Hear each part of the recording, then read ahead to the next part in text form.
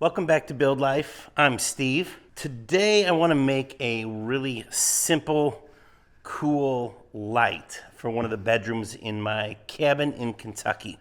I wanted to make something cool, I wanted to make something simple, and I wanted to share it with you. So this is my list of ingredients, if you will. I feel like I'm doing a cooking show here. This is a replica gold mining pan. It's a rusty gold mining pan. I can't even remember where I bought it. It wasn't very expensive. I'll put a link in the description below.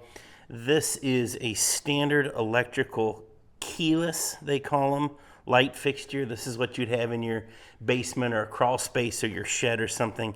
It's like not even $2. This one is porcelain, which I think goes a little better with the metal. This is a light cage. It's designed to go over here and protect the bulb. You'd see this in kind of a hallway in a industrial setting, something like that. Keep you from smacking the bulb. I think I'm going to make this rusty. We'll go over that in a minute. And then this is a piece of packing foam that I ripped off something I found in the garbage. First thing we're going to do, I'm going to take this knife here. This is just a utility knife. And I'm going to cut out my insulator, my packing foam, into what is probably a less than perfect circle. That's pretty good. Pretty good for a roofer. Okay, next, let's get this cover here and let's get this rusting. So this is muriatic acid. Doesn't take very much. You could see here I've only got about 1 inch in this bottle. This is galvanized. It says it is. We'll find out in a minute. Muriatic acid will not rust the metal. What it will do is it will remove the galvanizing and then you have to let it rust. This stuff is nasty, okay? It does not affect plastic. It will affect concrete. Don't spill it on your driveway. Don't use it in a concrete sink or a galvanized sink. It's harsh. Don't get it on your skin. This process of this stuff melting off is caustic. It's very damaging to your lungs, eyes, nose, throat, all those things. So that's my disclaimer. Do this outside. Wear a respirator. I am doing a very small part, and I like to use a little bottle like this because it's very controllable.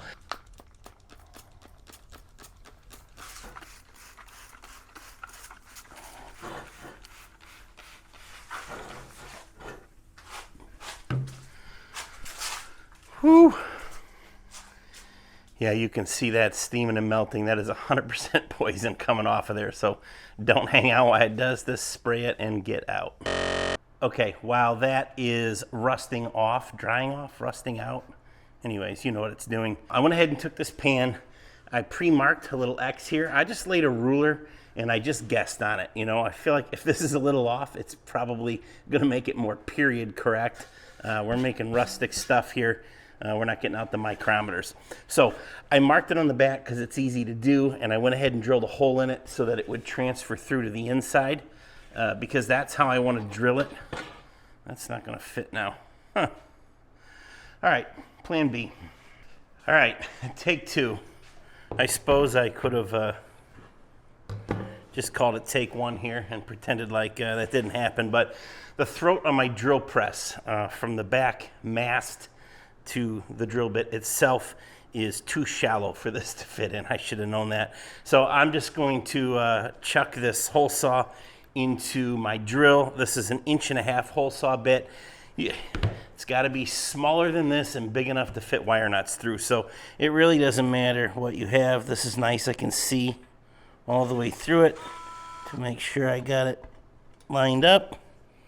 Let's put it on high. And I'm really gonna look like an idiot here. Good night. Oh. That's why I like a drill press, folks. Hold on. Take 6.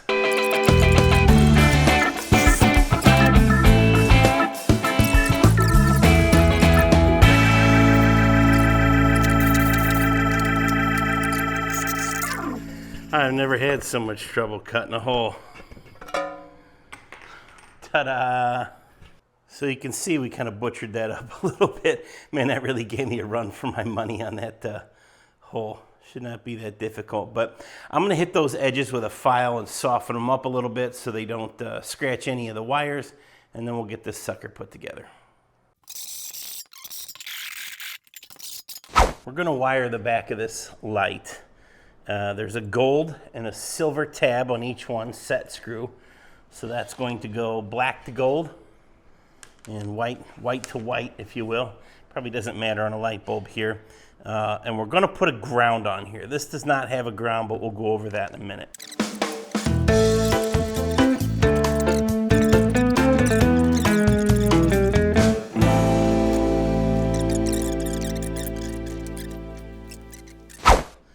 I've got 2 blocks of wood underneath here that are allowing me to run some longer screws in. So these are just sheet metal screws. They're what I've got left over from some metal roofing. You could use just about anything you want. These are dark, so they're gonna look all right. I can get them to go through. Do not, I repeat, do not over tighten on this porcelain or you will break it. But if you wanted to use something galvanized and you could spray it with the same muriatic acid, that would get it to match. But I'm okay with this. I'm going to put the cover over it anyways. You could also touch up some of these scratches if you like.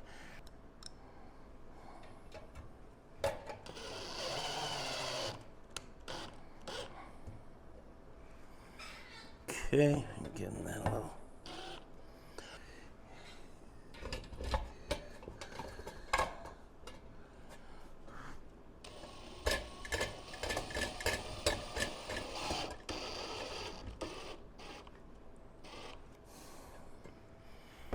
Okay. Got this little ground screw here. I ground off the point. It's gonna go in here. I don't want it to hit the back of the light. Hopefully that'll catch. But I put my ground wire, little connector. Just be careful because you don't want to screw this into the back of that porcelain. So on this light, there's no ground on the porcelain keyless because there's no metal on it, so there's nothing to ground. The metal housing of the light, there could be some concern because it's made out of metal. The box is grounded, but we're not going to the box, we're going to the ceiling. If you were fastening to the box, you'd be all right. So just for good measure, we're going to put a ground wire to the metal body of the light, and we will wire nut this to the ground wire in the box because it's Romex. It does have a dedicated ground. We're gonna pack this with our stuff from Kentucky. Kind of looks like an interrogation light, you know, from a police station or something, but the only thing that's gonna stink about this light, and you could tell me if you hate it or not, but I think it's a cool light. You have to take these 2 screws out to change the bulb. We'll get a big bulb for in here, one that fits inside the cage. Adds a lot of light. We'll screw this thing to the ceiling, and that'll be it.